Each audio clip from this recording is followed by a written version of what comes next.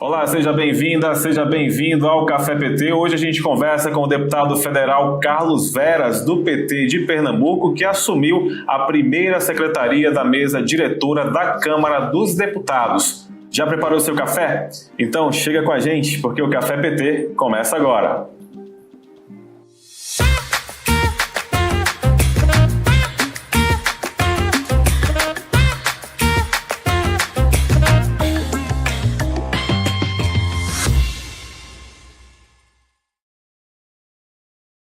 Deputado Carlos Veras, seja bem-vindo ao Café PT, muito obrigado por aceitar o nosso convite. Como vai? Tudo bem?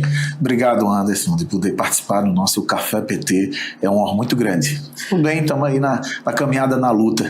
Como é que está sendo o trabalho esse ano, deputado? O senhor assumiu um desafio, né, que foi assumiu a primeira secretaria da Câmara dos Deputados no começo do ano legislativo, né? Como é que está sendo esse desafio? Quais são as expectativas agora para 2025? Nós estamos aí há pouco mais de 30 dias à frente da primeira secretaria da Câmara dos Deputados, um cargo muito importante para o PT, para a Federação Brasil da Esperança, para o governo do presidente Lula. Eu me sinto muito honrado de ter sido escolhido pela minha bancada do PT, pela Federação, de ter recebido 427 votos dos 513 parlamentares. É um número bem expressivo, né? Muito expressivo, mostra todo um trabalho que a gente fez durante os 6 anos de articulação política e construindo boas relações dentro da Câmara dos Deputados, de ser o primeiro agricultor familiar, o primeiro sindicalista a sentar na mesa como primeiro secretário, e isso nos dá uma responsabilidade muito grande para a gente poder construir um legado para o conjunto dos trabalhadores que fazem a Câmara dos Deputados. Nós temos os terceirizados, nós temos os ICNEs, que são também assessores, os assessores são ligados direto ao gabinete dos deputados, são os SPs e os servidores da casa. E a gente precisa fazer com que esses trabalhadores tenham as melhores condições de trabalho para poder ajudar os parlamentares e dar condições a eles para que eles possam trabalhar, exercer a sua função, para apresentar as melhores proposituras de lei, para a gente poder fazer avançar as inúmeras proposituras de lei que tem na Câmara dos Deputados, para a gente poder avançar nas comissões, avançar no plenário. Então, cuidar dos nossos trabalhadores fará com que os deputados possam trabalhar mais e melhor, e também o atendimento à população, porque ali é a casa do povo. Deputado, para quem ainda não conhece bem esse mundo, né, do Congresso, qual que é a importância do primeiro secretário da Câmara dos Deputados? Qual é o papel do primeiro secretário na Câmara? E o senhor foi eleito, como o senhor falou, com uma expressiva quantidade de votos, 427 votos, né? A que o senhor atribui realmente essa quantidade toda, deputado? Primeiro, fruto dessa relação que a gente construiu durante os 6 anos, construindo pontes em vez de muros, fazendo o debate na política, sem baixar o nível do debate, fazendo uma boa relação com os partidos de oposição, com os partidos do centro, com os partidos do governo, seja no governo anterior, seja agora no governo do presidente Lula. E sempre com muita firmeza, defendendo os interesses da classe trabalhadora, do povo brasileiro. E uma das principais atribuições nossas, por isso que às vezes, inclusive, denominam a primeira secretaria como a prefeitura da Câmara dos Deputados, porque ela cuida de todo o administrativo. Perfeito. Os requerimentos de informações que são enviados aos ministérios passa pela primeira secretaria, os requerimentos de indicações aos ministérios passa pela primeira secretaria, a relação com a imprensa através do comitê de imprensa, a gente já fez a eleição do comitê de imprensa, já deu posse, já começou a organizar para que eles tenham a estrutura para poder exercer a sua função, que é muito importante para a democracia, a liberdade de imprensa, para levar as informações precisas e importantes do que é trabalhado, do que é discutido na Câmara dos Deputados. A gente cuida dessa relação direta com todos os trabalhadores da casa. Então a gente cuida de toda a parte administrativa. A gente está sentado na mesa diretora da Câmara dos Deputados. Então a gente discute as resoluções da mesa, a pauta que vai ao Colégio dos Líderes para poder ser votado em plenário. A gente participa do Colégio dos Líderes para poder influenciar nas melhores proposituras de lei, para a gente poder organizar uma pauta que de fato seja de interesse da classe trabalhadora e do povo brasileiro. O senhor adota uma postura bastante conciliadora, né, deputado, no Congresso Nacional. Como é que o senhor pretende trabalhar agora com os novos presidentes do Senado e o presidente da Câmara, deputado Hugo Mota, né, na Câmara Federal, e o Davi Alcolumbre também no Senado? Como é que o senhor pretende trabalhar junto a essas lideranças também? O Hugo Mota é meu vizinho. Nós somos sertanejos, somos nordestinos, ele é da cidade de Patos, na Paraíba. Uhum. Eu sou natural da cidade de Itabira, em Pernambuco, então a gente fica a 100 quilômetros de distância. Então é muito fácil, quando a gente quer discutir alguma coisa ou combinar algo de interesse aqui da Câmara, é só a gente ir. Ele sobe a Serra de Teixeira, eu chego lá, a gente come um capote, uma galinha caipira, e a gente bate um bom papo e vai estreitando as relações e discutindo a política e o andamento aqui da casa. Então eu vou continuar com o meu perfil, que é com muita firmeza, com muita convicção daquilo que eu defendo, dos interesses dos trabalhadores que trabalham na Câmara, da classe trabalhadora, dos interesses do Brasil, continuar conversando, dando todo o suporte, toda a tranquilidade para que o presidente Hugo Mota exerça sua função de presidente, que a gente zele pela Câmara dos Deputados, pela institucionalidade da casa, construir uma boa relação com Davi Alcolumbre, porque ele é o presidente do Congresso Nacional e eu sou o primeiro secretário do Congresso Nacional. Perfeito. A mensagem do governo do presidente Lula ao Congresso Nacional fui eu que li. Exato. Então eu espero, inclusive, estar lá sentado na mesa em 2027 para dar posse na reeleição do presidente Lula, que também será minha tarefa. Então a boa relação com o presidente Hugo Mota e com o presidente Davi Alcolumbre, ela é fundamental, por eu ser o primeiro secretário dos dois, no Congresso Nacional e na Câmara dos Deputados. Inclusive, na mensagem que o senhor leu, né, do presidente Lula, estava aí o compromisso com a promoção do crescimento econômico, com a inclusão social, o G20 no Rio de Janeiro, a aprovação da reforma tributária pelo Congresso também. Qual que é a expectativa, deputado, para encaminhar as principais pautas do governo Lula esse ano para a Câmara, né, para o Congresso, de uma forma geral? Primeiro, a gente precisa reconhecer que a economia vai bem. O trabalho tem sido feito pelo ministro Haddad e pelo presidente Lula, tem sido um trabalho efetivo e eficaz. A economia vai bem, a gente pôde perceber essa semana um crescimento, inclusive, no número de micro e pequenas empresas. Isso significa mais geração de emprego e renda, é um dos índices de desemprego menor da série histórica. Então a economia vem bem, vem dando certo, a produção do PIB batendo recorde, acima das projeções. Então o Brasil, na política econômica, vem acertando. No Congresso Nacional, a gente precisa auxiliar e ajudar e tratar de temas importantes. Nós precisamos concluir a reforma tributária, inclusive para a gente ajudar no combate à inflação dos alimentos. Alimento caro é menos alimentos na mesa daquelas pessoas que precisam se alimentar.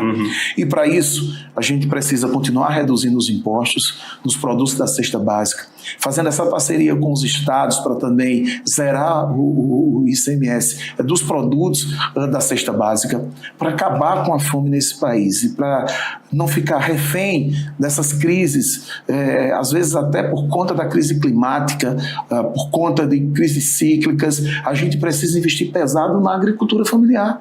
Com certeza. Se a agricultura familiar está produzindo alimento, nós temos alimentos aqui no Brasil para poder alimentar a população.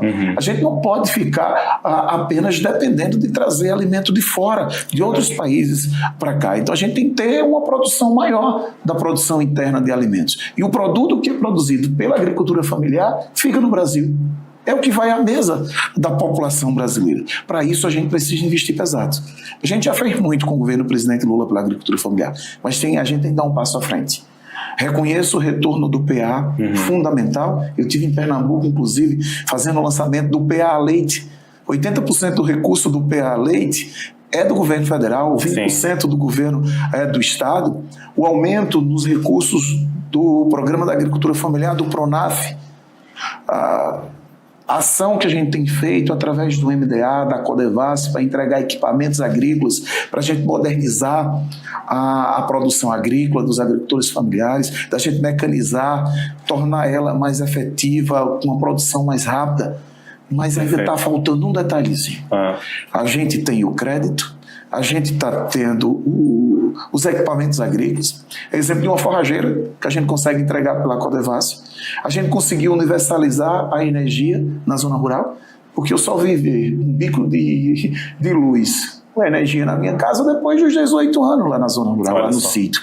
Só que agora a energia está cara, inclusive fruto da privatização da Eletrobras. Então o que a gente precisa? Convencer o nosso governo para que a gente possa investir pesado, para que a gente possa doar para os agricultores familiares placas de energia solar, que eles poderem produzir.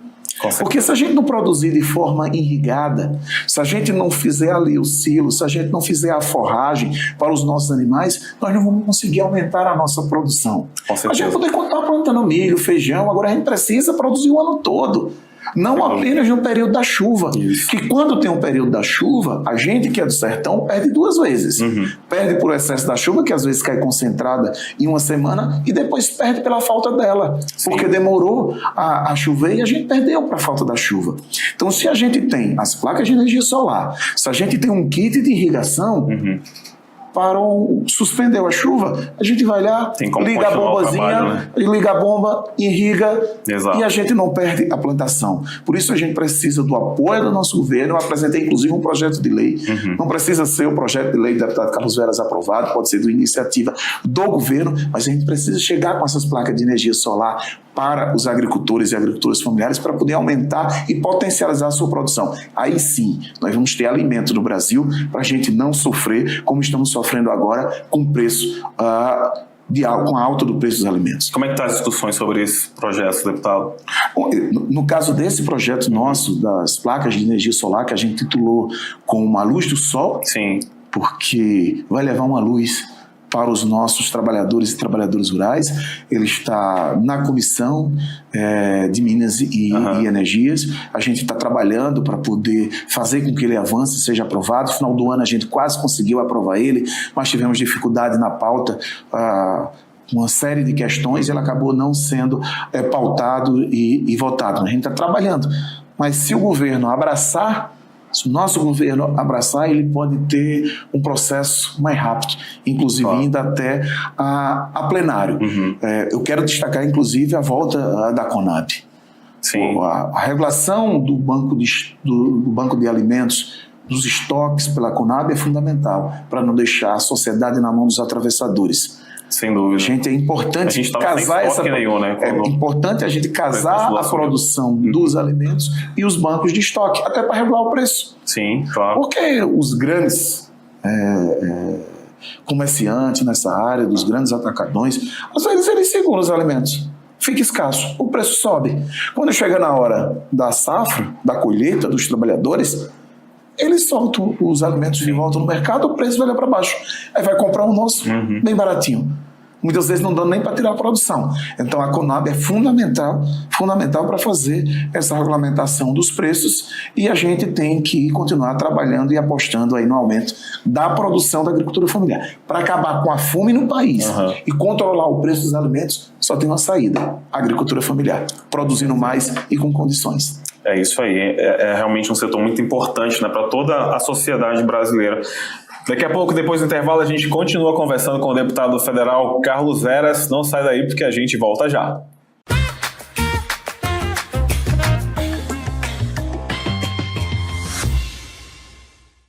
Se liga no programa que está agitando a TV PT. Pode Tremer! O videocast para a juventude que gosta de política e para quem acha que não gosta também. Toda quinta-feira, às 18 horas, com reprise às terças no mesmo horário. Assista pelo canal do PT no YouTube, PT Sat, canal 1313, Rádio PT ou nas plataformas de streaming da Rádio PT. Não dá pra perder, né? Em 2024, a Rádio PT conquistou um crescimento impressionante, conectando mais e mais pessoas com informação e música de qualidade. De agosto a outubro, a audiência disparou, passando de 21 mil ouvintes para mais de 118 mil. A Rádio PT também faz a gestão do podcast do Lula, com mais de 720 episódios produzidos. A Rádio PT está presente em todas as plataformas. Em 2025, vamos mais longe. E você faz parte dessa jornada.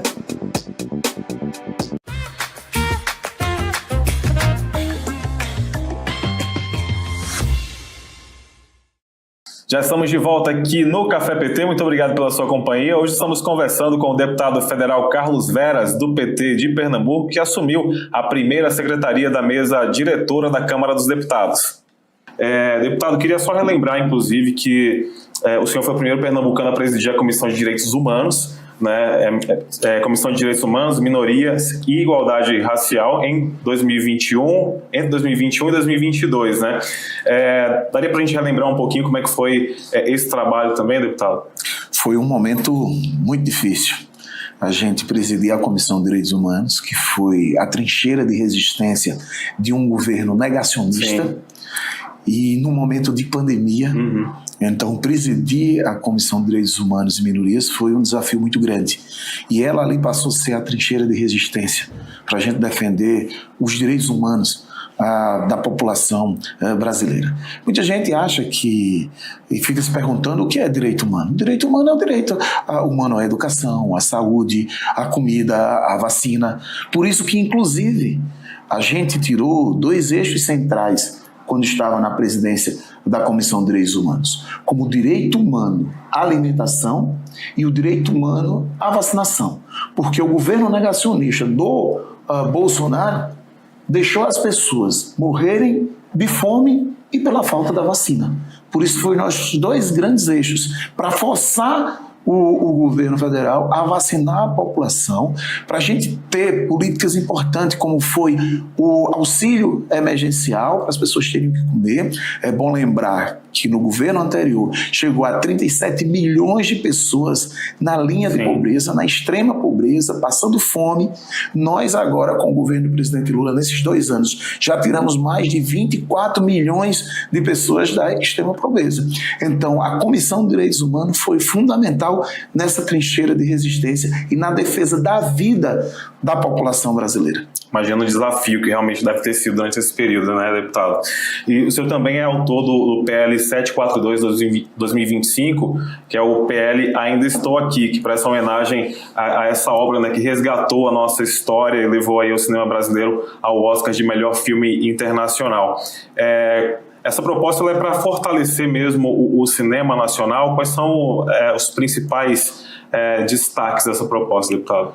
O objetivo principal do nosso projeto de lei, Ainda Estou Aqui, é para fortalecer o cinema tradicional. Perfeito. Hoje, por exemplo, os filmes nacionais, quando são lançados, os cinemas tradicionais, quando eles vêm ter o direito de exibir os filmes, já passou de 30 dias, 60 dias.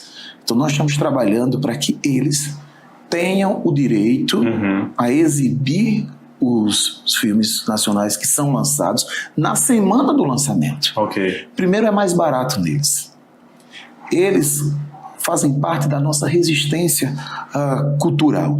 E também a gente abre um processo de cadastro desses cinemas tradicionais. Ele tem uma facilidade de acesso ao público, até por ter um preço mais acessível para a população, e faz parte da nossa resistência cultural. Então, o nosso objetivo é garantir que esses filmes, na semana do lançamento, seja exibido nos cinemas tradicionais, e também abrir um cadastro para cadastrar todos esses cinemas tradicionais. Como é que o senhor vê a atuação da oposição em relação a isso? Porque me parece que a oposição não gosta muito de cultura e de cinema brasileiro especificamente, né, deputado? A oposição ao governo do presidente Lula, principalmente os extremistas, eles destruíram, inclusive, o Ministério da Educação, toda a política de educação. Eles não valorizam a cultura, porque a cultura faz parte da resistência e da memória do povo. Um povo sem cultura é um povo sem memória. E é isso que eles tentam imprimir, acabar com a memória das pessoas. Sim. Implantar uma ideologia radicalizada que não leva o país a lugar nenhum. Eles preferem ficar defendendo o ataque às pessoas, o preconceito contra a população negra, contra a população LGBTQIA+, contra as mulheres. Por isso que a cultura ela é fundamental para que o nosso povo possa entender e conhecer a história desse país, e a cultura é a nossa memória. Quer dizer, a cultura ela resgata a memória, ela traz a verdade à tona e ela conflita diretamente, né, essa oposição aí que quer justamente promover tudo isso que o senhor falou. Mas assim, como é que o senhor pretende trabalhar realmente com a oposição em relação a esse projeto? Porque a gente vê que a oposição bolsonarista no Congresso ainda é bastante atuante, né, bastante ampla, mas para projetos como esse, como é que se pretende dialogar, inclusive? Eu acho que a gente vai conseguir superar. Primeiro porque tem uma parcela pequena de extremistas, sim, de intolerantes. Tem outros deputados que são da oposição que é possível de dialogar, é possível de construir. Em pleno governo Bolsonaro, a gente atuou fortemente e conseguiu aprovar projeto que eu fui inclusive coautor, que é a Lei Aldir Blanc e a Paulo Gustavo. Perfeito. Em pleno governo de retrocesso. E foi a pressão dos artistas, dos fazedores de cultura, que as pessoas olham para a cultura e para os fazedores de cultura achando que é só o artista que está em cima do palco. Não, é o trabalhador que está ali por trás do palco, que está ali detrás da caixa de som, que está aqui detrás das câmeras. É um conjunto de trabalhadores e trabalhadoras que trabalham para fazer a cultura acontecer, para manter a cultura viva. Então, da mesma forma que nós resistimos e avançamos nessa pauta num governo de retrocesso como foi no passado, agora no governo do presidente Lula, eu tenho a certeza que a gente vai dar um passo à frente, vamos trabalhar pesado para que o projeto possa tramitar nas comissões. Esperamos que o Ministério da Cultura, que o governo do presidente Lula também possa abraçar esse projeto, porque só a gente, quanto deputados, sem o governo abraçar o projeto, abraçar essa causa, essa luta, fica mais difícil de prosperar. Então a gente precisa estar junto. Né? Os parlamentares que defendem o governo, os nossos partidos e o nosso governo, para a gente poder fazer avançar pautas importantes como essa. É isso, daqui a pouco, depois do intervalo, a gente volta com mais Café PT para você. Não sai daí.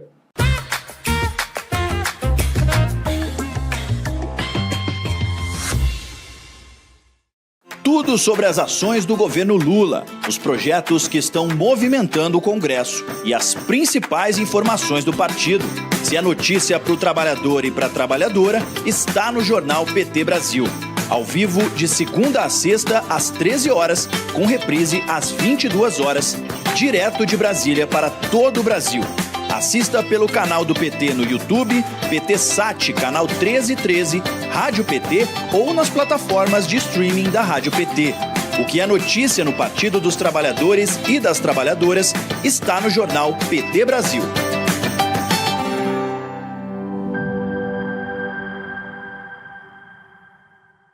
Quer ver mais mulheres ocupando espaços de poder? Então se liga no Elas por Elas. O programa que encara os desafios das mulheres brasileiras, a misoginia, discriminação, a violência política de gênero, muita perda de direitos. O LIC 180 tem papel importante e também vai estabelecer um diálogo. A importância da rotatividade. Que eu senti na pele. Mas, seguindo o debate, incentiva e prepara você, mulher, para a disputa política. De segunda a sexta, às 4 horas da tarde, na TV PT. O canal do partido que mais elege mulheres no Brasil. Eu sou uma delas, são elas por elas, ocupando os espaços de poder.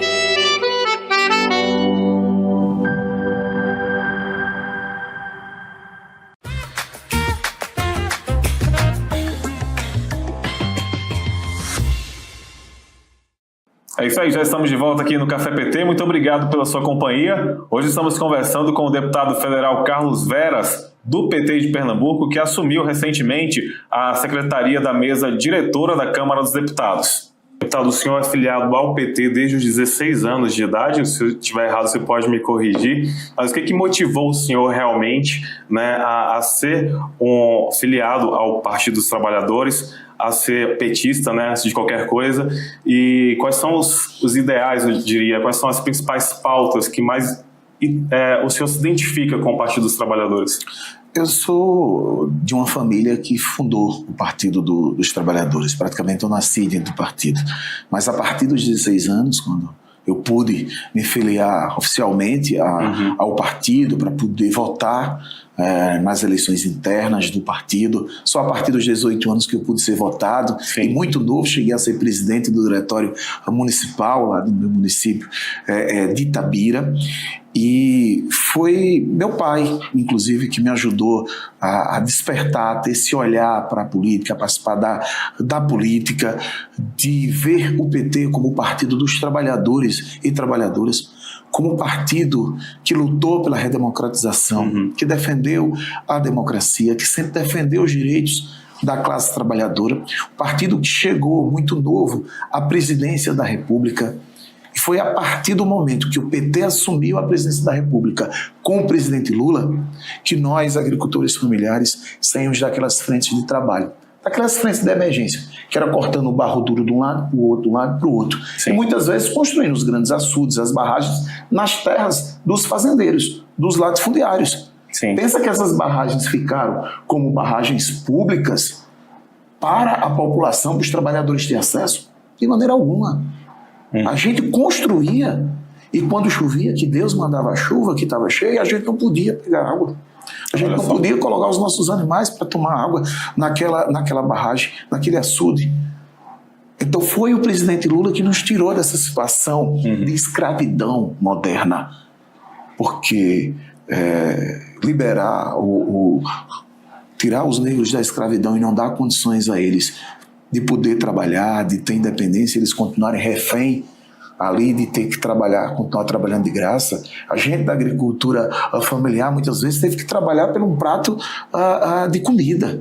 Por um prato de comida. Então foi o presidente Lula que nos trouxe dignidade, que colocou os pobres no orçamento da União, que garantiu a gente a possibilidade de ter uma moradia digna. Exato. Através do programa Minha Casa, através do crédito fundiário para comprar um pedacinho de terra, através do Pronaf para a gente poder comprar uma vaquinha, uma cabra, para a gente poder comprar umas galinhas, para a gente ter dinheiro para poder fazer uma horta, para a gente potencializar. Também, né? O Luz para Todos, que deu a oportunidade da gente ter luz em casa, e agora a gente precisa das placas de energia solar para poder ampliar a nossa produção. Tem os programas de cisternas também no Nordeste. Um programa 1 milhão de cisternas. Verdade. Para a gente poder garantir água potável em casa, na casa das famílias.